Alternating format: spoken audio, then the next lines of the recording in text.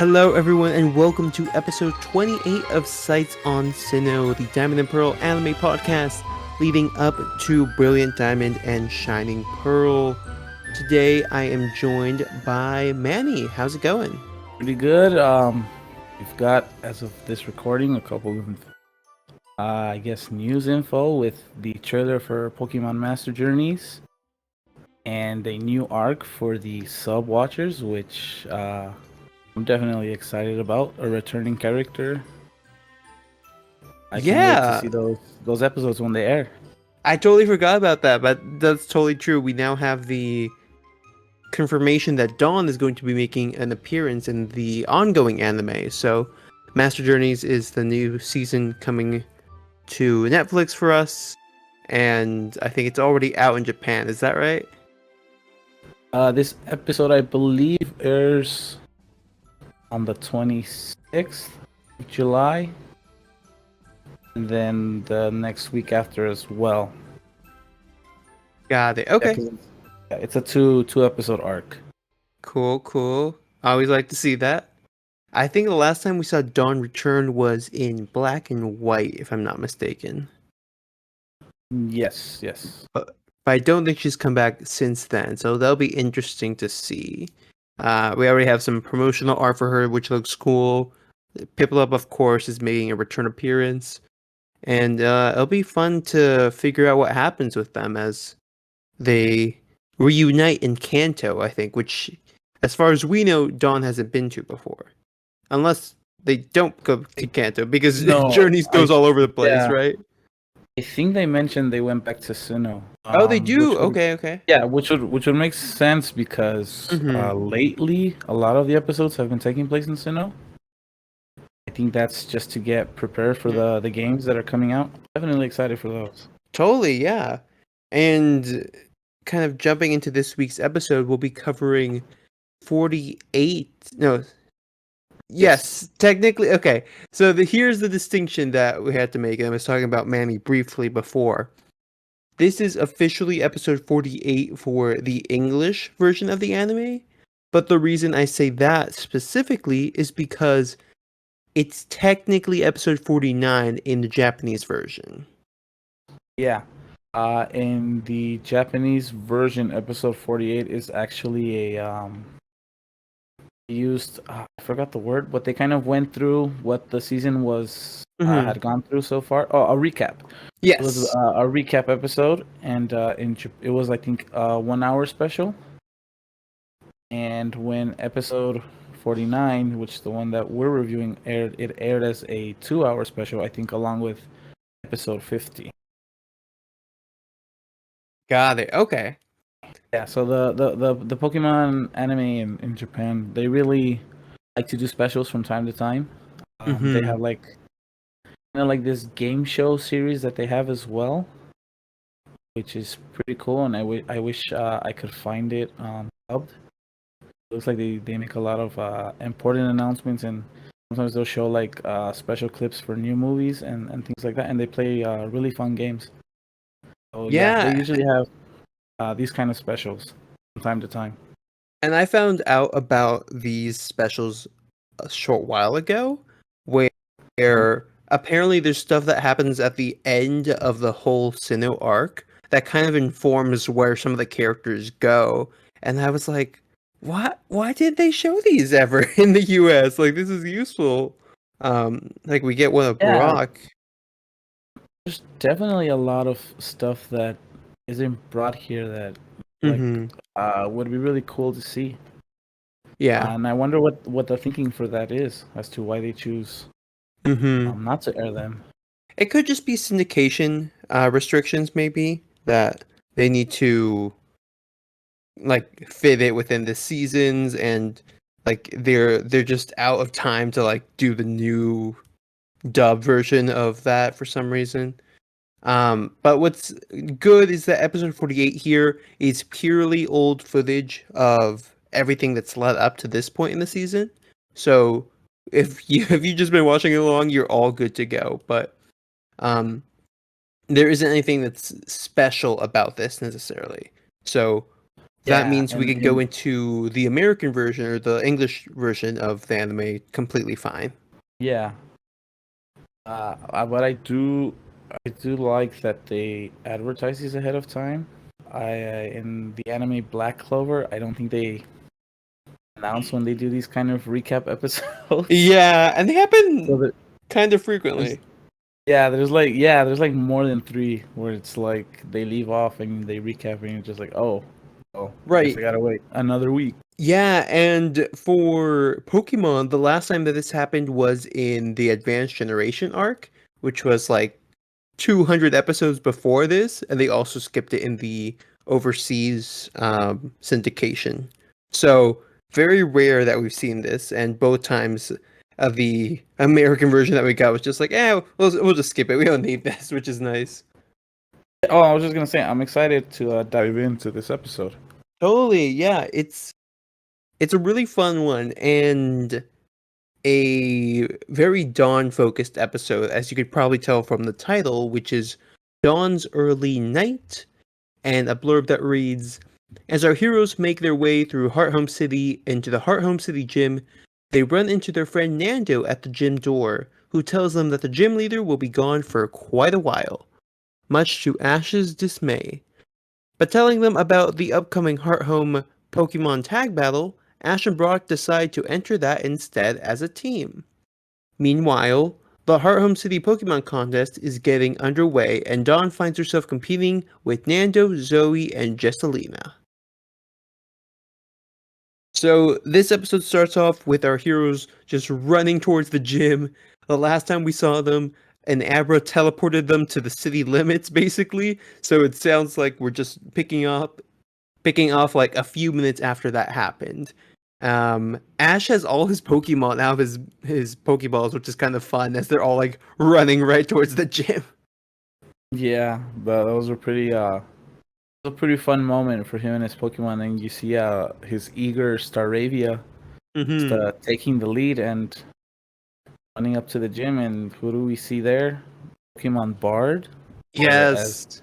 yes, the character Nando.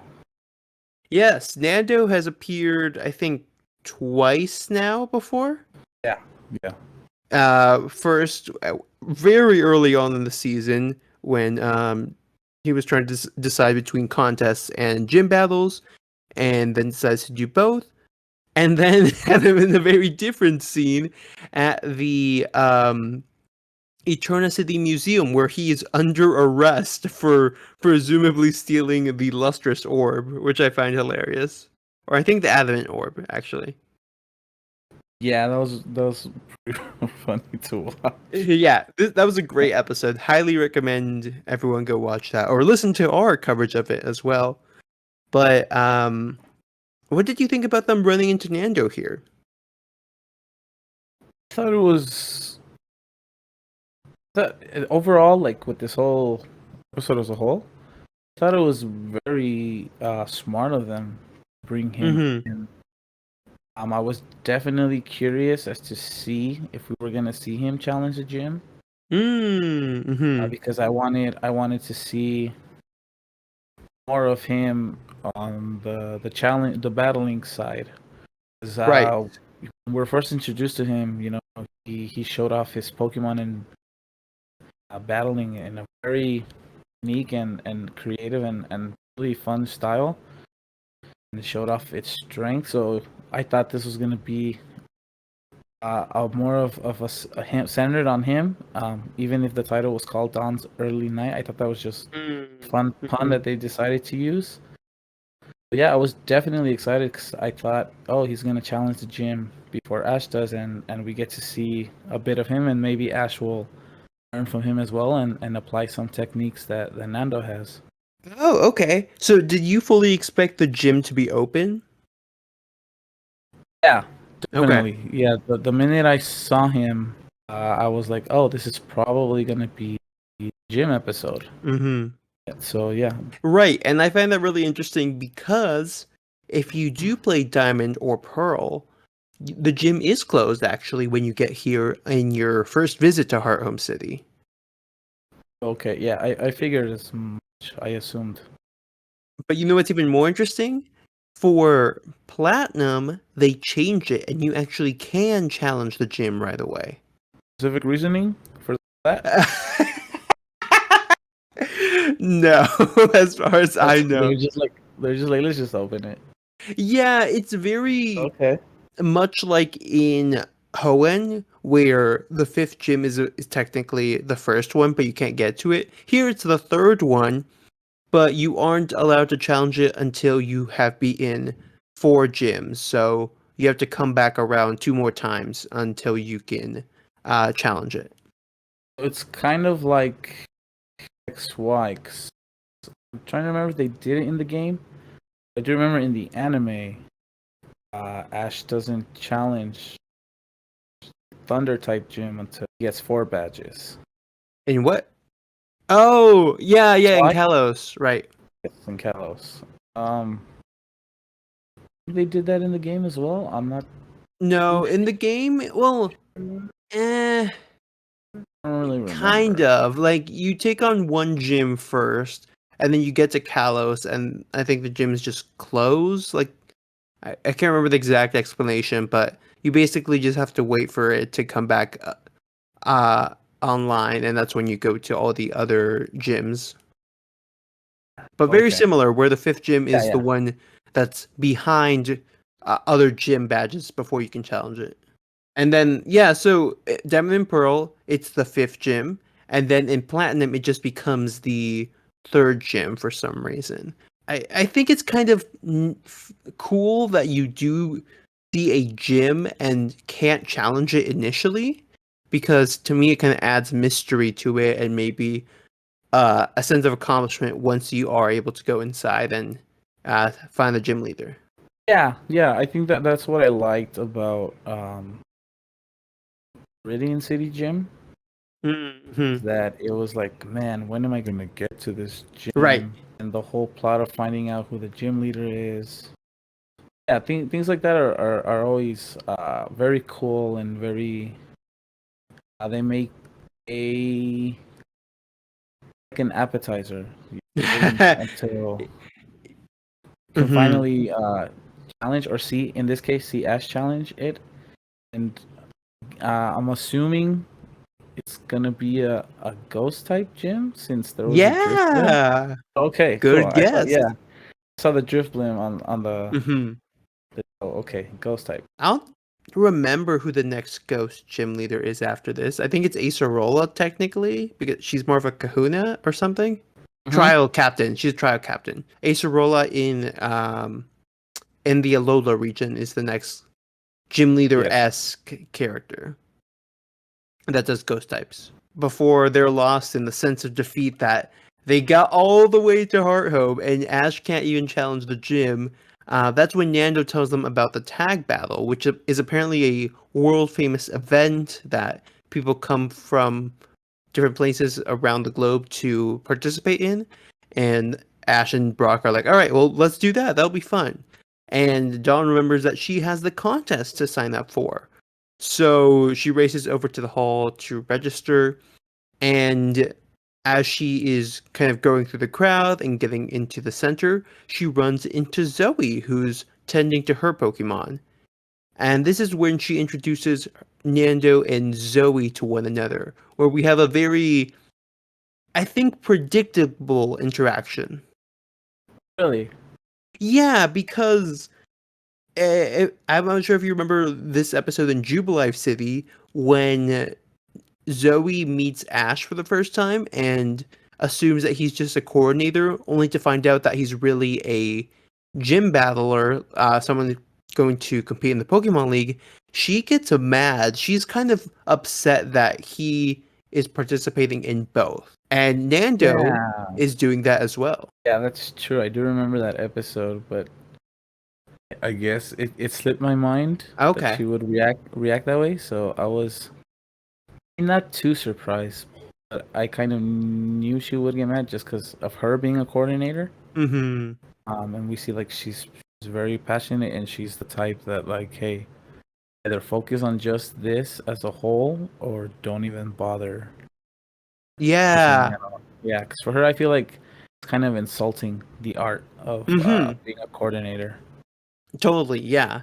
And like I see her perspective, and I it does make me look forward to seeing her change her mind about, which we do see later on. Yeah, But yeah, it's kind of a cool introduction, and Dawn immediately understands the tension because she was in this exact situation before when she didn't understand why Ash was doing both for that contest in Jubilife.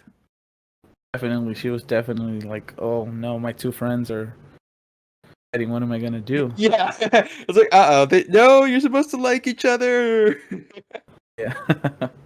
But yeah, from here they go and register, and Nando's really not phased by this. He's kind of like he just lets her like, yeah, you make up your mind, but I'll show you kind of non-aggressively, which I thought was a really mature attitude for him, but pretty expected as well, given he's a very Yeah, just and it mature character in general. was very interesting because in the sub he does come off as a bit annoyed. Oh, really? Okay. Yeah, like there's this tone in his voice, like he doesn't say anything. He kind of like hums, Hmm. like that. But there's this tone, and then don't know if it's like a bit of a scoff that he gives, but there's like this Interesting. look. Yeah, there's this look in his face that kind of lets you know he's a bit annoyed, but he's choosing to hold back. It was definitely Okay. interesting that they didn't give off that vibe. Hmm. I feel it was probably the right choice for the English version. I think so too. Yeah, given how he was perfectly calm when he was under arrest at the gym, um, and just like generally very toned down in his demeanor. It's really cool to see him kind of keep up that level-headedness, especially when we have so many characters in the show that are very kind of quick to go on the offensive. Yeah, because I think we have to assume that he's probably of Hmm. adult age Or really and close, yeah. yeah, and wouldn't want to like get into a scuffle with children.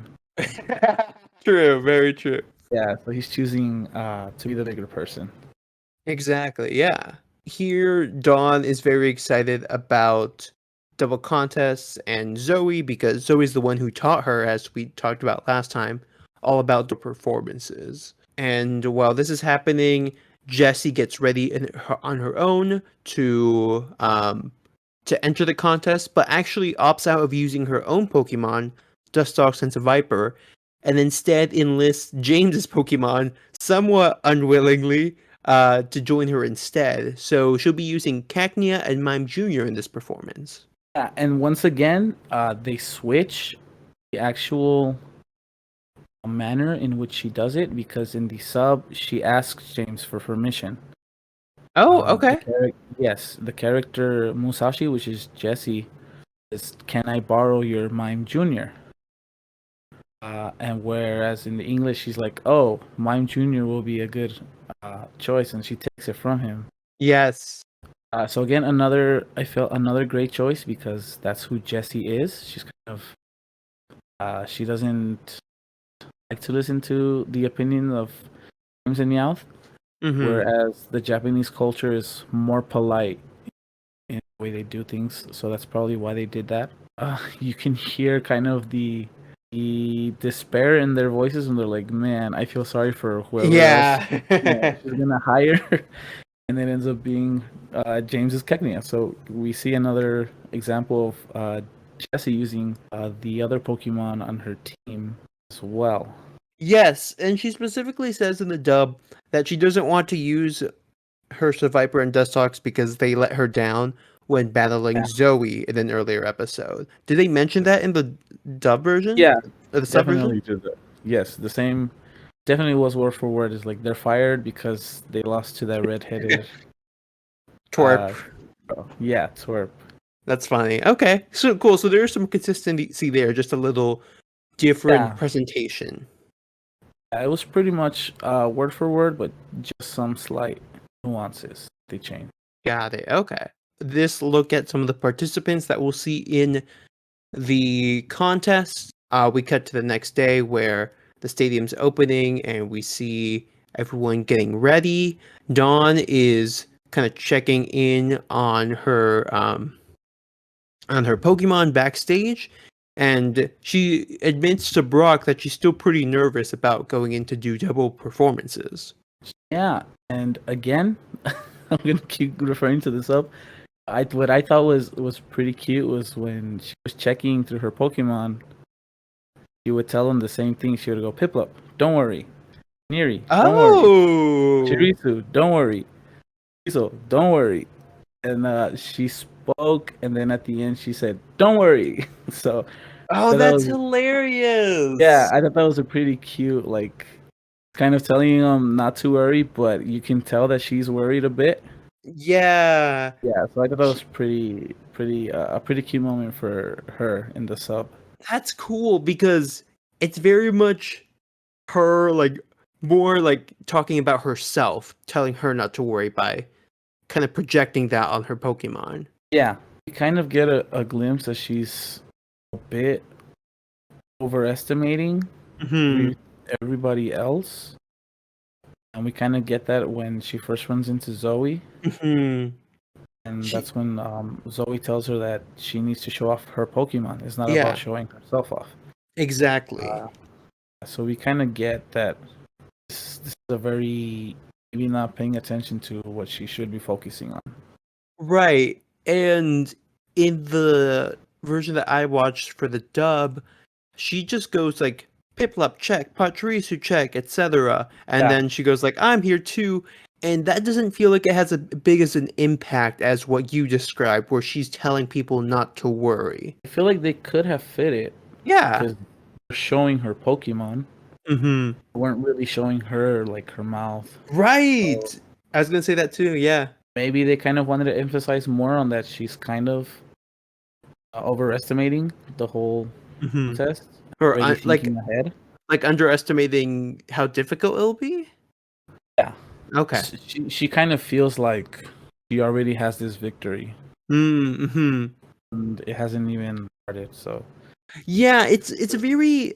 This is the thing that I feel kind of odd about the contest is that she seems pretty confident, but then she admits being nervous, and Zoe also adds to this a bit by telling her, "Hey, remember, the contest is about your Pokemon, not you."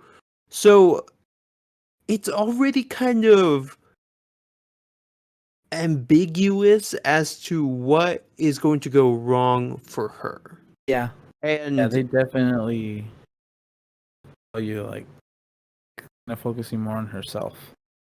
yeah, that's kind of the thing that they Yeah, end like up like emphasizing the most probably with Zoe, but it's still kind of unclear. So just kind of keeping that in mind as because we'll probably talk about it later.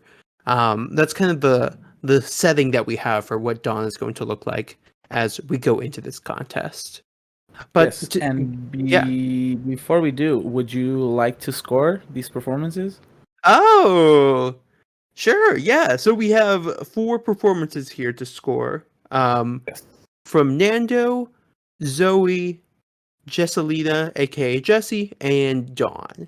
So the first one that we have is Nando. Nando, who brings out his Flora and Cricketune, Yes, who we and actually forgot to mention was at the gym. It was outside of his Pokeball, so we yeah, got a Pokédex entry for that little introduction. yeah, and we have the regular judges,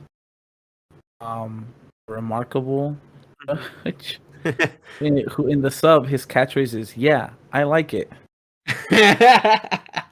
Just very He generic still. he he pretty much piggybacks off of the first judge. Hmm.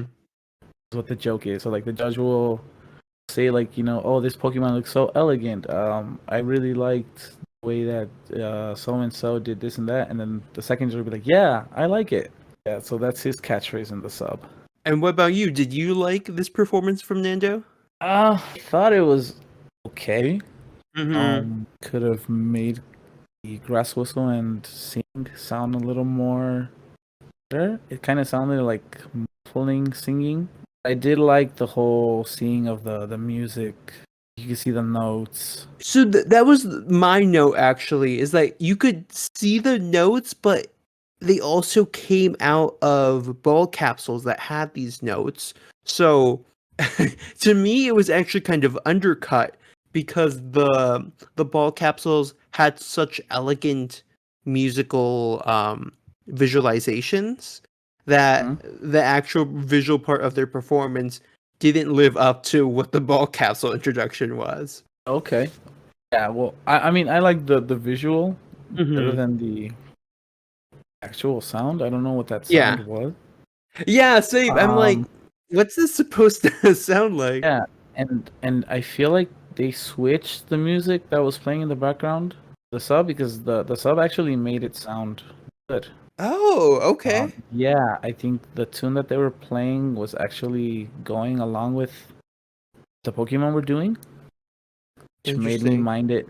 Yeah, it made me mind it less. Unless Hmm. I'm wrong and they kept the same song.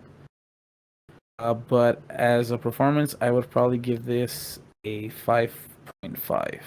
Yeah, me too. I'm like, everyone seemed to really like it in the show, and I just didn't understand why. I'm like, I mean, it's different, but they didn't really do anything to show the viewer how cool or epic it might be. Yeah, definitely. Next up, we have Zoe, who brings out her Shellos and Glameow, which we've seen before, at least in the practice. She was last to perform. She was last, right? Is it Dawn that's next? Is it Dawn? I think it Or was it is. Jesse? Was it Jesse or Dawn? Well, looking at the summary here, it seems like It it's was. first Nando and then is Dawn. Yeah. Okay. Dawn. Dawn brings out Piplup and Pachirisu.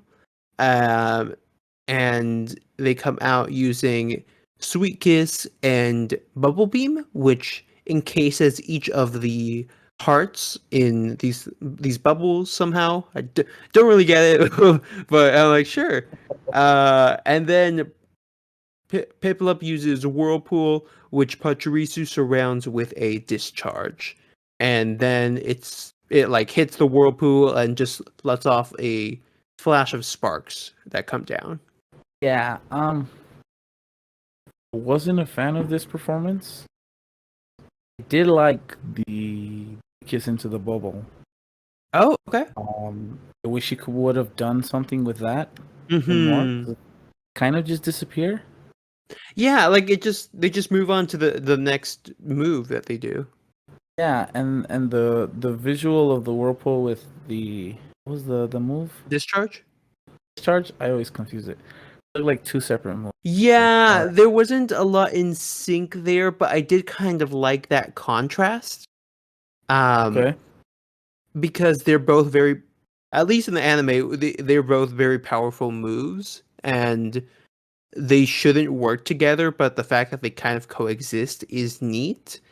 But again, they don't go anywhere with it. They just kind of show the power. But it's like a big, it's like the Yeah. fireworks all going out at one time and not really pacing it out in a presentation style. Yes. Hopefully, when Karina hears this episode, she does not hate us because she's a Piplup fan. But I mean, it was better than Nando's, so I'll give it a Yeah, 6. same. Yeah, Give same it a here. 6. Wasn't remarkable, but I liked Mm-mm. it.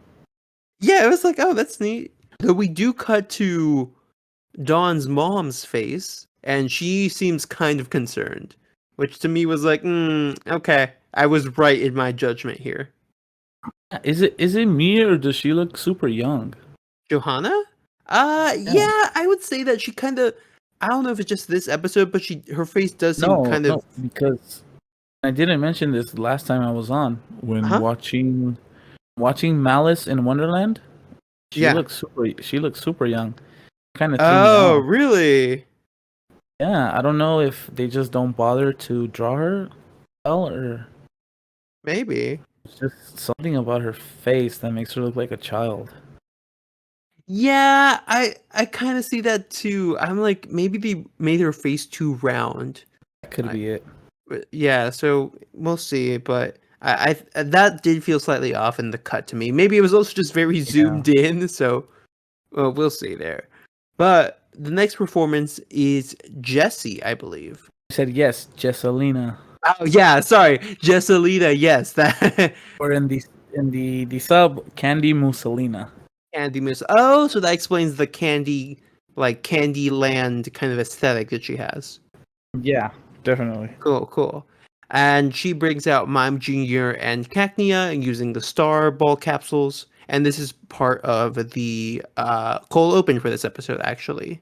Cacnea uses Needle Arm, and then Mime Jr. uses Mimic to copy that before using Tickle on Jessalina. So she ends up spinning around while being tickled by Mime Jr. and Cacnea somehow. And this stands out as a performance, to say the least, and actually creeps out Ash and Brock, who are watching in the stands as well. To finish off, she uses Cacnea's pin missile, and then Mime Jr. to mimic it again, creating some fireworks. So, pretty simple, but kind of distinct. Yeah. And shout out to Pikachu wearing his kimono. Oh, yes! this And the fan. Yeah, it looks really cute. This one was my favorite, and by favorite I mean definitely was the worst of the three that Really? we've seen. Okay. Yeah, the three. I feel like she could have done that with any Pokemon. Mm-hmm. You know, get a Pokemon to wrap their arms around her and spin around. I don't know how that shows off her Pokemon. Sure. It felt like it was more centered around her, and even with the turning the needle arm, missiles, fireworks, it just it didn't really save it for me. Okay. What would you rate it? Give it a 3. Really? Okay. Like I said, you could have done that with any other Pokemon. It felt like compared to the other two that we had seen, it just felt like a step down. Got it. We gave the first one a 5.5, and then Dawn is 6, right? Mm-hmm. So this one a 3. I'm gonna give this one a 7. Okay. So what some part of what you said did ring with me, that like she could do this with any Pokemon in regards to Cacnea. But for Mime Jr., I think this is really neat because not a lot of Pokemon can learn Tickle, and showing it in this way to me felt kind of smart, because if she used Tickle on another Pokemon, it wouldn't be as relatable as using it on a person and appealing to an audience of humans. So I actually kind of appreciate that part, but I think Cacnea is the weak point of this for me. I do like that it does have the pin missile, and Mime Jr. is able to mimic that and kind of make the sparkles shine, but it did feel a little like the second half was not connected very well to the first half, as to what you were saying. But I did enjoy seeing this more than the last two performances. Also because it was just active. Like the last two was literally just the Pokemon standing there. And by having them kind of be physically engaged and moving around the stage made it much more dynamic and kind of neat for me. Though I do feel like Cacnea's part was the weakest point. Okay, you gave very, very good valid points. Funny like seeing that from your perspective. Thank you. Yeah, that was very. Yeah, I was wondering like, okay, what's his reasoning? And then You're right. Yeah. That's why I was like trying to let you finish. Like you mention it, yeah, that's true. I didn't really focus on the fact that Piplup and Pachirisu as well were just standing there. Okay, so very good explanation. Thank you. Shows how much time I spent thinking about this. I'm glad that comes across through that. And I think that's going to be a theme actually for the next performance that we see with Zoe. Zoe's taking the stage last. Yes, she brings out Glameow and Shellos, as I mentioned before. and she uses Mud Bomb to fire up into the sky, and Glammeow's Iron Tail just comes in like a whip and breaks through all these mud bombs. And it then uses Secret Power to paralyze the stage, which is kind of a reference to the move Secret Power in the games, which kind of has a different effect depending on where you are. And in the kind of general, like, indoor urban spaces, it has the ability to paralyze an opponent that it hits. And then it uses Shadow Claw to create a sparkle out of the Secret Power, finishing off with Shelos's Water Pulse, which Glameow cuts through using its claws. It makes the water into ribbons, basically, as dives down from the sky. So a lot to cover there. And there's also a small moment where Brock comes in and explains what Secret Power is. Yeah. I'm guessing this was first time we had seen Secret Power in the anime? No, right? Yes, I believe so. Yeah. Yeah. Okay. Definitely my favorite performance. Mm-hmm. Loved everything about it, from her creating an aurora to the capsules that she used for her Pokeballs. Yes. Mm-hmm. I thought that was so cool, the way they just came out and kind of Pokemon coming out, the light that Pokemon use when they come out, kind of camouflaged with those trails of light. And they go, Mm-hmm. they go straight to work. Right. And the whole just finishing it off with the water pulse and then the rainbow definitely was left me in awe. I kind of rewinded the performance back the first time watching it, just to watch it again, just because of how much I liked it. Definitely the prime example of Zoe showing off the true beauty of her Pokemon. Totally. So for me, I'm gonna give it a 10. Wow. Okay. It's definitely a 10 out of 10 for me. Loved everything about it. There wasn't anything that I nitpicked at all. So, interesting. 10 out of 10.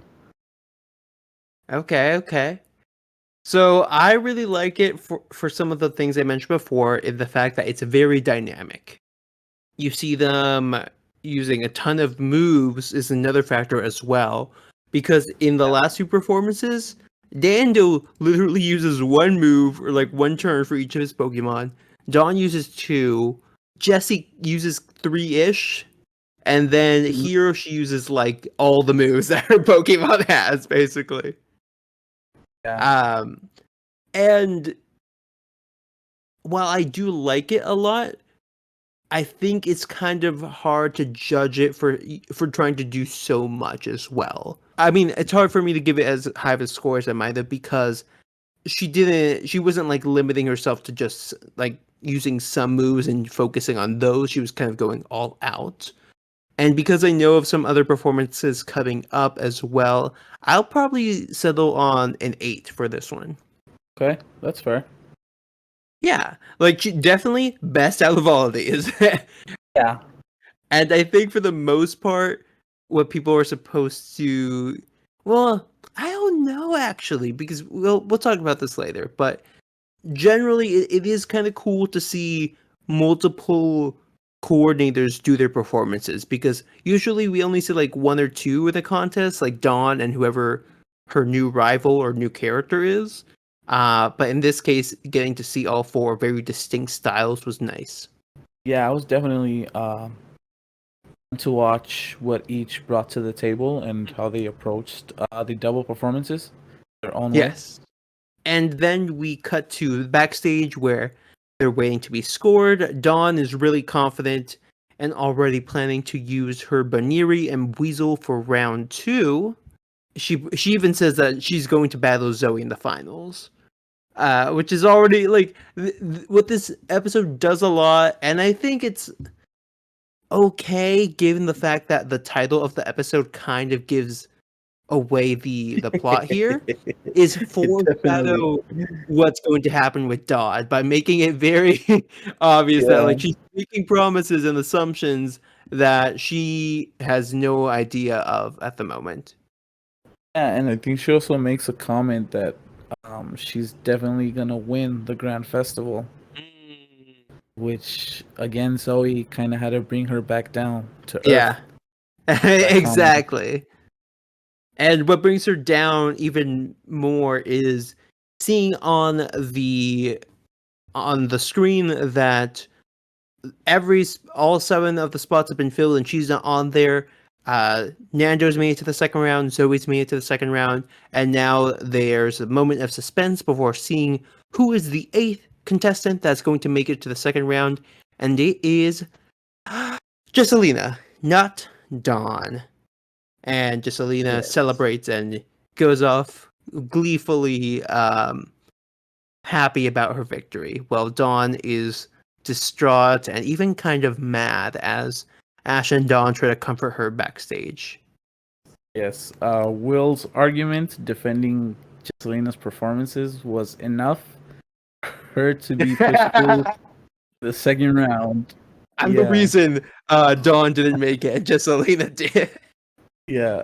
But yeah, we see the typical hair over the face that the Yes. anime like to use. In they also in the background they play the instrumental for the Japanese ending, which Oh. is called Dawn's theme. We hear Dawn's theme in the background.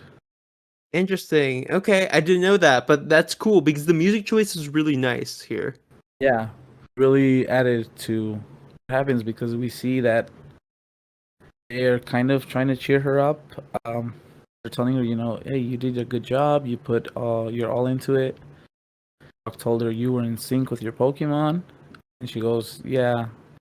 Says she's fine, and then we see Piplup comfort her, Mm-hmm. and she yells at Piplup. She's like, "I said I'm fine." Yeah. She kind of realizes it. Right. And right before that, like as Ash and Brock are trying to comfort her, they say, "Hey, like you did your best and everything." She's like, "Then why did I lose?" Yeah. And I thought that was like a heavy moment, because they don't say anything. There's nothing they can say really. Yeah, and I kind of wish they would have given us a reasoning, like from Zoe's Mm-hmm. perspective. Okay, you were too this and then that, and this is why you lost. Kind of wish they would have used Zoe Mm-hmm. in that aspect as well. You kind of seen Zoe give her tough love. She's not really afraid to hold on when she's wrong. Yeah, and Zoe's reaction here as Ash looks like he might go after Dawn as she runs away in her anger, is to leave her alone, just like she needs Yeah. time for this. Yes, and we see at the climax of the song, on just letting out all her frustrations and yelling. Yeah, she runs all the way down the hallway. The music covers up the rest of the performances that we see, and she just yells out into the city. Yeah, and it's Yeah. really cathartic, actually. It is. I've always liked when the anime touches on things like this. Yeah, it's a kids show, but I think that's what makes episodes more memorable. We kind of see it with Bye Bye Butterfree. A classic, yeah. Yeah, that episode is a classic because that's the first time we see Ash go through like that emotion of letting go of a Pokemon. Like I said, my personal favorite, and Jessie leaves her Chansey. Yeah, definitely. I definitely like when anime does moments like this. Right. And here we see Jesselina lose to Nando with an X scissor from the Cricketune, and Zoe actually looks very fierce as she sees that Nando is going to be her opponent in the final round. We also cut to Dawn taking off like dressing back up in her regular trainer outfit with her costume just kind of crumpled in the corner, still very sad with some tears in her eyes, until Piplup comes up to her and she holds it in her arms as she comes out of the room to see all her friends and the rest of her Pokemon waiting for her because they want to go and watch the final round of Zoe versus Nando with her and see if she wants to join them. Yeah, and I wanted to watch it too. Yeah, So, that's the biggest atrocity of this episode. yeah, I was like, oh, nice. Like, this is gonna be good. This is gonna be good. Well, Hmm. maybe this is why Zoe. She kind of did acknowledge him during his first performance. Hmm. She does, She gave yeah. him, yeah, she gave him credit. I was like, oh, this will probably be what starts their bond. But obviously we didn't get to see it. Yeah, like I get it. Like there's literally 2 minutes left of this episode. um and Dawn is the focus here. I kind of like this choice, though I am frustrated because I want to see these two battle. Like they're both very distinct. The relationship here was already tense to start because of their opposing views on how to treat contests and gym battles. But I don't. I mean, like maybe you could cut a few minutes from the beginning and squeeze it in here. So I'm a little torn, but I do agree. I wish we had seen the battle because what happens is the battle starts, we see the audience cheer, and then we cut to nighttime, and it's like the battle's over. You're like, what? Yeah, it's like what? Like they're just taking out the cold open. Yeah, yeah. They really could have. But what we get here instead is a conversation between Johanna, Dawn's mom, and Ash and Brock. And that's how we find out that Zoe lost the battle. I think is it? I think it's right after Yeah, this. because no, it's during the phone call. Oh, right. Okay. Yeah, she said Dawn is in something about Dawn, but she says but she has Zoe with her, and that's when Johanna comes in and like yeah, they both need each other for this loss. That's true. She Yeah. said yeah, she said it was important to have a friend there when losing. Yeah. I'm paraphrasing it. I'm not saying it word for word, but it was kind of to the pretty much to that. That intent for sure. And we actually cut to the conversation between the two in the balcony. Different balcony, actually. This is back at the Pokemon Center, where Dawn is seated at a table with her Pokemon beside her, and Zoe's looking out in the distance. She's still upset, but Zoe tells her to like, okay, you have to accept this and move on because if you don't, you're not going to be able to improve moving forward. So with this encouragement, we kind of wrap up the moment and It's good that she has a fellow coordinator. I yes. feel like if it was Ash and Brock, they wouldn't be able to relate to her as much. Mm-hmm. Like the lingering feeling I have from this episode is that they do seem to keep it vague as to exactly why she lost. Like given the rankings that we have here, it seems like Nando would be the one not to make it to the next round. But because we're reintroducing him in terms of the plot, it makes sense to like not just kick him out after the first round. I kind of appreciate that they don't because it it strengthens the message of this episode, which to me is sometimes you just lose, sometimes things happen, and it's okay. Yeah, Exactly, and I it's think not just it's this more episode. like This is the her heel second round. loss, right? Yes. Like long term, like you going through this journey again, and you kind of it makes you cheer more, eager to see her in the contests, and makes it all that more worthwhile when the next contest uh, arrives, and maybe she does make it past the appeal and maybe wins it as well. It'll feel more worthwhile because it's as if they're connecting the audience with Dawn. Yes, we're using these losses to build her up, even going forward. Yeah, which is once again the focus that the sub does. That this is also Dawn's story more than Mm. Ash's. Mm-hmm. And interesting note, this is actually when those rumors of Ash leaving the anime started, Oh. because people thought that the reasoning Dawn was the main character was because Ash was gonna mentor her and Okay. leave after the series. Um, Interesting. yeah, so that's definitely when those rumors started. Because there's I think there's been multiple rumors like, oh, Black and White is his last series, XY is his last Mm-hmm. series. There's a lot So of that for sure. yeah, this was the series where it all started. And I Yeah. think it was because of the main focus that the sub gives to Dawn. Right. Yeah, there's so much here that Ash isn't even a part of. Like it could just be her episode. I forgot to ask, how familiar are you with May's journey in Hoenn as a coordinator?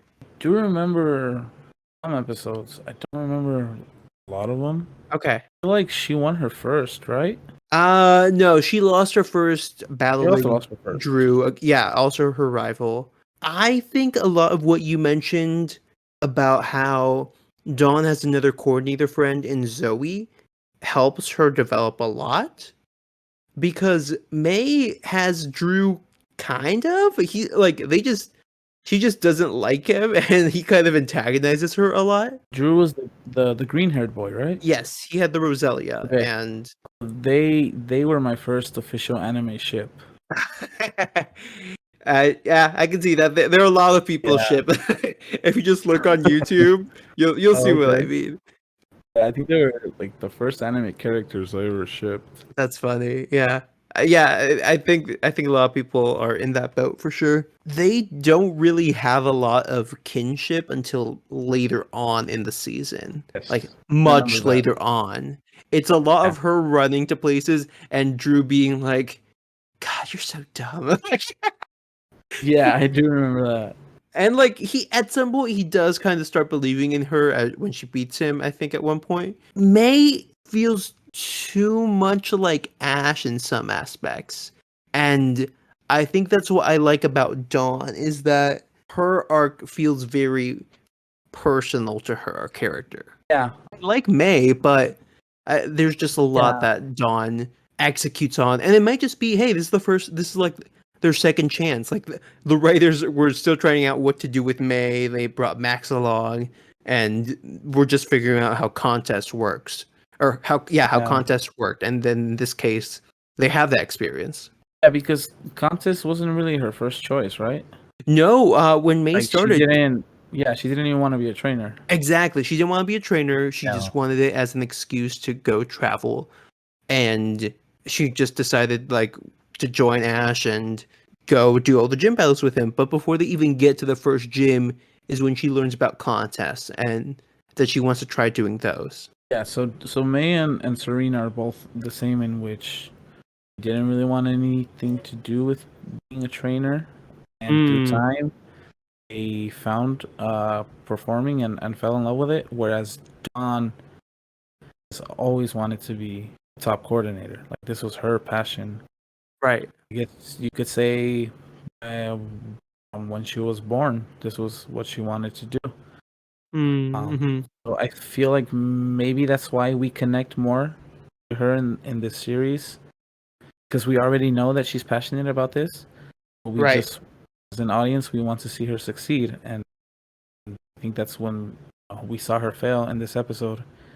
Kind of hits more than it should. So it makes us look forward to seeing her grow and hopefully winning her next contest. Yeah, totally. What would you rate this episode? No, surprisingly, for me, this episode felt really fast. I don't know if it felt that way. Okay. The first part did feel fast, but I think as we got into the contest, the pacing evened out more. No, for me, this Oh, episode really? felt really short. Okay. I thought we were like maybe we had like 10 minutes left after the phone call. Mm-hmm. It was really short, but I did enjoy it. There's definitely a lot of struggle within the character. Humanizing the character as well. It's not the typical, oh, she did it one because she's the main character. Yes. We see that she's kind of again doubting everyone else and kind of looking forward when shouldn't be. Her vision should be first getting past the appeal, second past the battle, and then we'll see what happens there. So definitely love that this had a lot of focus on those kind of things, showing that it's not always rainbows and smiles. So on an emotional standpoint, this was definitely a good episode. I'd probably give it an 8. Yeah, same for pretty much everything you said, and like I explained a lot this episode. Some of the thoughts I brought up in me, and I do wish they didn't like foreshadow too much of the fact that she was going to lose, or maybe had done it a little more subtly. Just overall, great episode, and this is the last contest we see for this season, and kind of What a way to go out, right? yeah. we Yeah. don't end with like an elevation of victories, but we kind of end with obstacles that she's like now discovering are going to be part of her journey going forward. That's not just smooth sailing. And I wish the title wasn't a spoiler. Yeah. Okay, let me double check this. So On early night. Yeah, it was definitely an early night for her. the Japanese title is just Pokemon Contest Yeah. Yosuga Convention. Yeah, like I said, they pretty much don't spoil Okay. anything at all. What does is They will- Yosuga one of the characters? Oh, Yosuga is the town. Oh, Hearthome. Okay. Yeah, that's the Japanese name for the town. Just changed the names. Why? Why did they title this? Okay. Like in the sub, Ashes from Masada town, Right. not palette.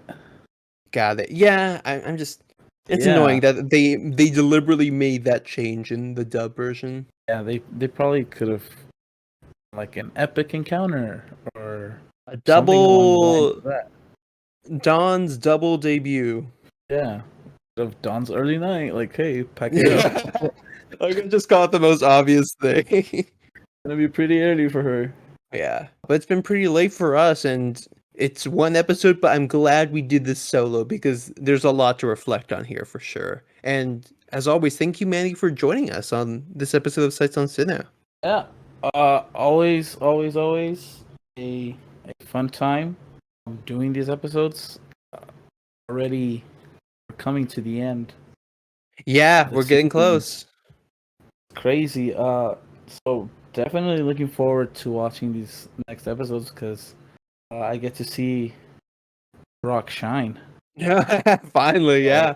He has a line in this episode where he's like, "Yeah, I could use a good battle." I'm like, "Yeah, Yeah. you're really good." Yeah, and I was confused on that part. I thought I confused tag battle with double battle. Mm-hmm. So that it kind of clicked after when it was like, oh, Brock and Ash are gonna tag together. Right. Technically, in the games, I think it's called like multi-battle, but tag battle just keeps it simple for the anime. Okay. Yeah, always a fun time. Getting ready for Go Fest at the time of this recording. Nice. Oh man, Still haven't found any Johto Pokemon. I need to catch a Torchwig for the research, so I'm gonna go on do that soon, hopefully. Yeah, I need all 3 Johto starters. I need Chimchar and I need Turtwig. Oh man, yeah. Oh, okay, cool. Yeah, Torchwig's been elusive to other people too, I guess then. But we are not as elusive here on Sights on Sinnoh. You can catch all our episodes on YouTube. There's a whole playlist here that should pop up at the end of the video if you want to see how we got to this point in the Diamond and Pearl anime. And if you want to see the episodes themselves, you can go to watch.pokemon.tv, I believe, and check out all the episodes that they have there. So if you want to go check those out there, totally cool way of doing it, and fun way to see a lot of other seasons that they have up as well. Yes. But as always, I have been Will, and again, thank you, Manny, so much for joining us as we've made it through this long Sinnoh journey. Yeah, and before we sign off, a poem. Yes, Professor Oak. of course. And this is a poem about James's Mime Jr. Oh, okay. And it goes like this. In the words of Professor Oak, because we do not condone plagiarism, I do not take credit for these poems. It goes, isn't it cute? Mr. Mime imitates. Mime Jr. imitates. Imitating you. Lovely. You have it. Zen for our listeners. Yes, a Zen moment to close us out here. And we'll catch you next week for the next episode of Sights on Sinnoh. I believe it's going to be a dual episode with Greg and Brady, so stick around for that. And until then, we'll see you in Sinnoh. Have a good one.